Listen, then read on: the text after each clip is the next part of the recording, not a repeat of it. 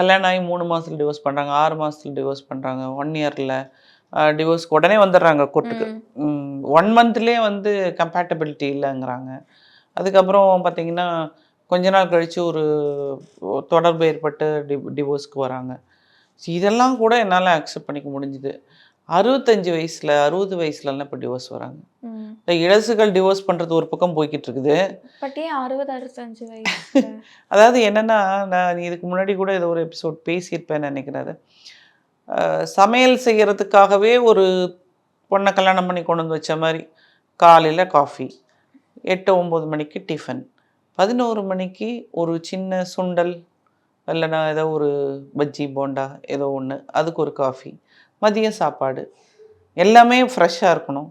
ஈவினிங்கும் ஃப்ரெஷ்ஷா வந்து அவங்க சாப்பிடுவாங்க. ஒரு டீ, பஜ்ஜி ஏதாவது. திரும்ப நைட்டு. இது எதுவுமே ரிப்பீட் ஆகக்கூடாது.